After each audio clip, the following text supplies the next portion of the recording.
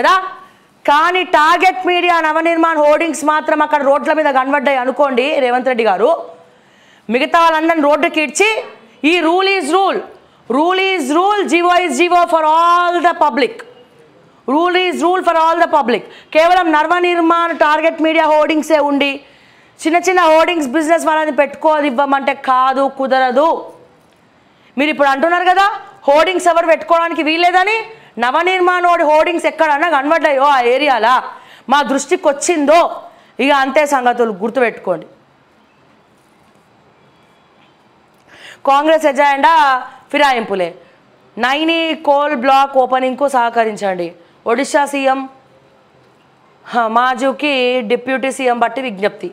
ఏందో ఇన్ని ప్రాబ్లమ్స్ పెట్టుకొని పక్క రాష్ట్రాలు పోయి అడుక్కుంటా ఉన్నారు. 73 క్వింటాల కల్తీ అల్లమెల్లిగడ్డ పేస్ట్ అట బుద్వేలో స్వాధీనం చేసుకున్న ఎస్ఓటి పోలీసులు. హైదరాబాద్లో టీ స్క్వేర్.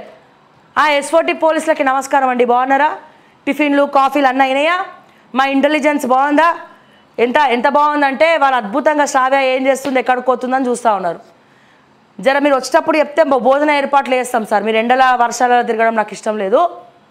మీరు మీ పని మీరు చేసుకోండి, మా పని మేము చేసుకుంటాం. ఇంటెలిజెన్స్కి చెప్తా ఉన్నా, మీరు ఏమన్నా వేసుకోండి, అన్నిటికీ రెడీ రాసి పెట్టుకోండి. అర్థమైందా? మీరు వచ్చే ముందు చెప్తే మా ఆఫీస్లో కానీ మా ఇంట్లో కానీ టిఫిన్లు ఏర్పాటు చేస్తా, భోజన టైంకి వస్తే భోజనం ఏర్పాటు చేస్తా, చాయ్ టైంకి వస్తే చాయ్తో పాటు బిస్కెట్ కూడా ఏర్పాటు చేస్తా.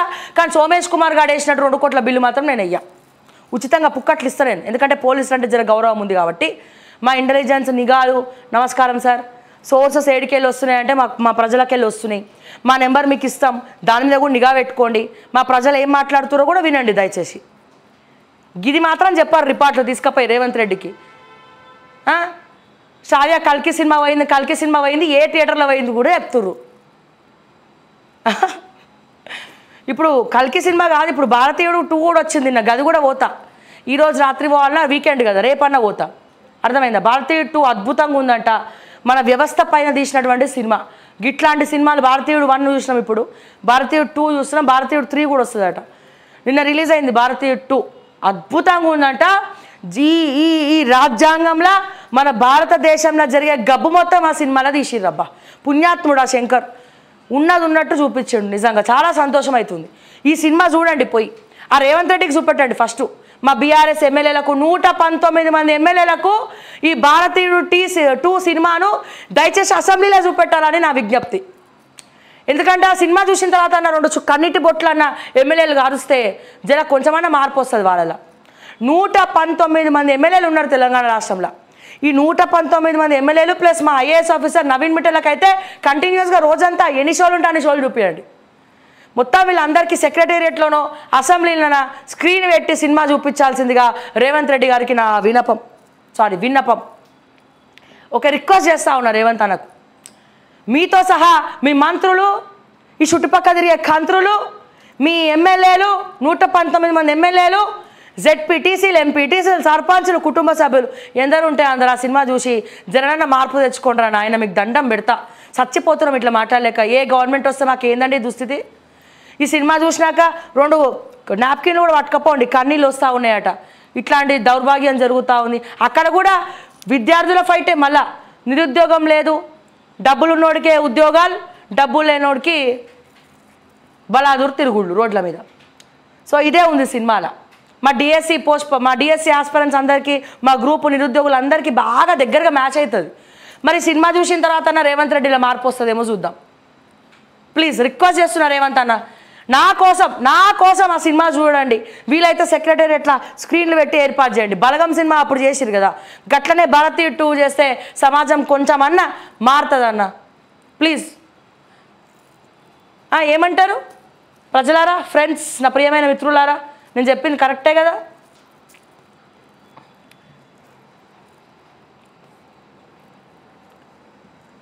ఎస్.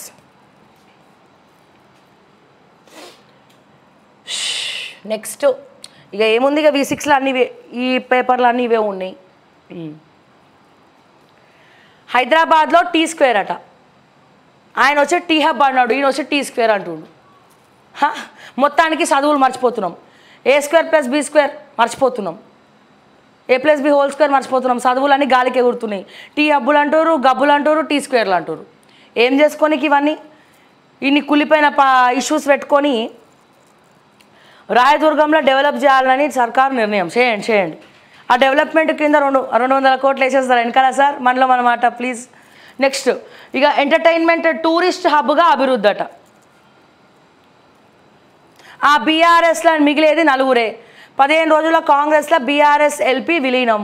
సిగ్గుశరం ఉండాలి దానం నాగేందర్కి మాట్లాడడానికి. నీకు నువ్వేమన్నా సక్కనని అనుకుంటున్నావా? నువ్వు శుద్ధపూసవి, నువ్వు ఒక రౌడీ షీటర్వి, నువ్వు బీడీలు అమ్ముకునేటోడివి, నువ్వు పంజాగుట్ట చౌరస్తా కాడ కబ్జా కోరువి, నువ్వు కబ్జాలు చేసి ఎదిగినవు. నువ్వు ఆ P. జనార్దన్ రెడ్డి దయ మీద రాజకీయాలకు వచ్చినోడు, ఆయన డ్రైవర్వి నువ్వు. సరే పోనీ ఆయన ఇన్ఫ్లుయెన్స్, ఆయన రిఫ్లెక్షన్ అన్న కొద్దిగా నీ మీద వాడి కొంచెం 2 పేదల పార్టీ పెరిదం అయినావంటే పేదల ఆస్తులు కూడా కొట్టేసినటువంటి దుర్మార్గుడి రూప రాక్షసుడు నువ్వా ఎమ్మెల్యేల గురించి మాట్లాడేది? అసలు షురు చేసిందే నువ్వు కదా గురు, మర్చిపోయినావు.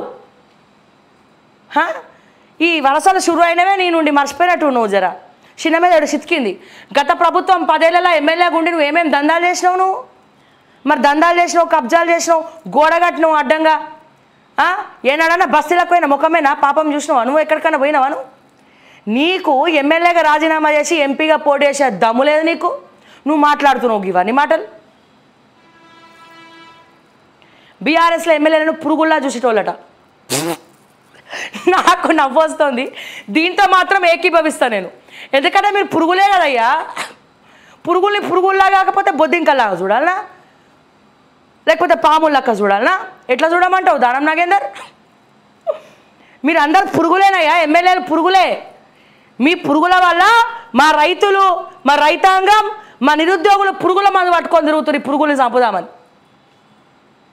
భలే సింక్ అయింది కదా టాపిక్. ఏందో అప్పుడప్పుడు అట్లా సింక్ అవుతూ ఉంటాయి నాకు అన్నీ. దానం నాగేందర్, మీ ఎమ్మెల్యేలు అందరు పురుగులే. అందుకే మిమ్మల్ని కేసీఆర్ పురుగుల్లాగా చూసినట్టున్నాడు. కానీ ఏం చేసిండు? పురుగుల్ని మార్చలే. పురుగుల మందు పెట్టి చంపాలనా?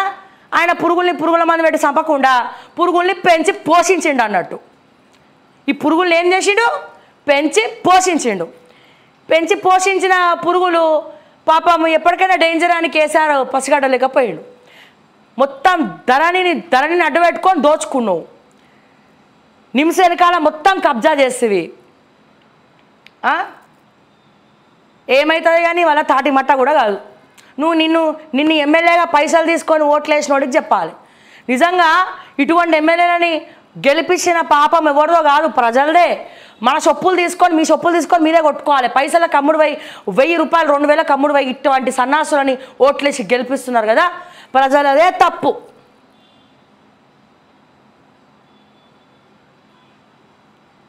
ఎందుకు గెలిపించేది? పురుగులు. ఆయనే చెప్తుండు పురుగుల్లాగా చూసి. పురుగుల్లాగా చూడక ఎట్లా చూస్తారు మరి? పురుగుల్లాగా చూడకపోతే ఐశ్వర్యరాయలాగా చూడాలన్నా మిమ్మల్ని?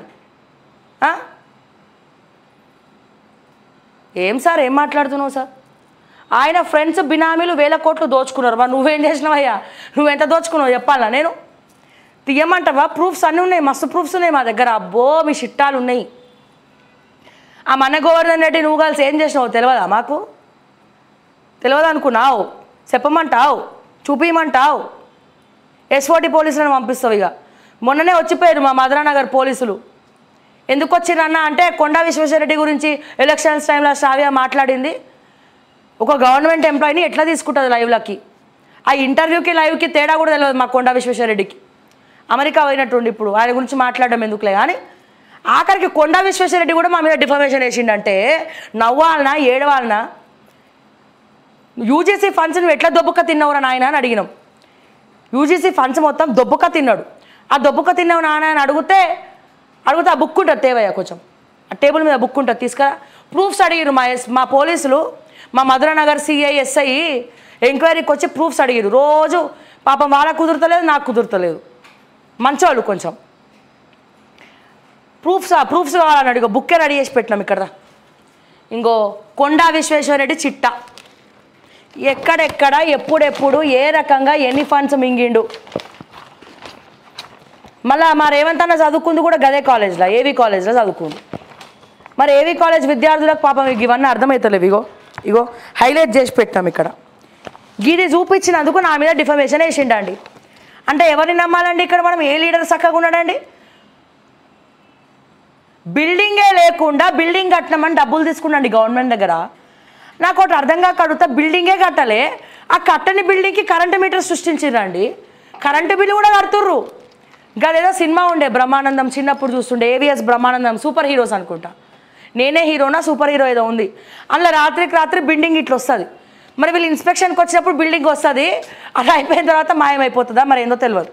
ఇగో మిస్టర్ కొండా విశ్వేశ్వరరెడ్డి ప్రూఫ్స్ అడిగినావు కదా, ఇగో ప్రూఫ్స్, ఇగో మొత్తం ప్రూఫ్స్. నీకు ఓపిక ఉన్నంతసేపు చదువుకోవయ్యా, ఏం కాదు. ఓపిక ఉన్నంతసేపు ఎంత చదువుతావో చదువుకో. నీ బండారం, నీ చిట్టా మొత్తం ఉంది. పోలీసులు వచ్చిరు కదా, మొత్తం ఇస్తా. ఖచ్చితంగా బరాబర్ ఇష్యూస్ తీసుకుంటా. ఎవడు మార్నింగ్ తీసుకొచ్చి శ్రావ్య నాకు ఈ ప్రాబ్లం ఉంది నీ ఛానల్లో చూపించు అంటే చూపిస్తా, నా బాధ్యత, it's my duty. Okay, proofs కావాలంటే మీకు ఇట్లా వాడేస్తాం ప్రూఫ్స్. కానీ మీకు దమ్ములు ఉన్నాయా? నేను గివే పోలీసులను అడుగుతున్నా, వీళ్ళందరిని అడుగుతున్నా, ప్రూఫ్స్ ఇచ్చిన తర్వాత వీళ్ళందరినీ మోసం చేసిన ఈ పురుగుల్ని అరెస్ట్ చేసే దమ్ములు మీ దగ్గర ఉన్నాయా అని చెప్పి నేను అడుగుతా ఉన్నా ఈ రోజున. దీనికి సమాధానం చెప్పండి దమ్ముంటే. రెడీ చేసి పెట్టాం ఫైలు, ప్రూఫ్స్. మరి ప్రూఫ్స్ తీసుకొని పోలీసులు కొండా విశ్వేశ్వరరెడ్డి దగ్గరికి పోయి అరెస్ట్ చేస్తారా? ఎలక్షన్ కమిషన్ పోయి అరెస్ట్ చేస్తుందా అనేది నాకు అడుగుతున్నా నేను. ఇక ఈయన మాట్లాడుతురు, మీరు పురుగులు కాబట్టి పురుగుల లెక్క చూసారు. పురుగుల మంది ఇచ్చి మిమ్మల్ని అప్పుడే చంపేసి ఉంటే ఇప్పుడు ఈ ప్రాబ్లం వచ్చేది కాదు. దానం నాగేందర్, ప్రజలు పిచ్చోళ్ళయ్యా, ప్రజలు ఎమోషనల్ ఫూల్స్. మా తెలంగాణ ప్రజలందరూ కూడా ఎమోషన్స్కి కట్టుబడి ఉంటారు, ప్రేమ ఆప్యాయతలకు కట్టుబడి ఉంటారు, గౌరవం రెస్పెక్ట్ అడుగుతారు. మీరు దాంట్లో ఫెయిల్ అయినావు. ఇక నువ్వు మాట్లాడుతున్నావు పురుగులు కాబట్టి పురుగులు లెక్క చూస్తాడు. కేసీఆర్ ఏం చేసిండు? ఈ పురుగుల్ని ఏరేయకుండా పెంచి పోషించిండు. అందుకే నువ్వు పురుగులు అంటున్నా నేను.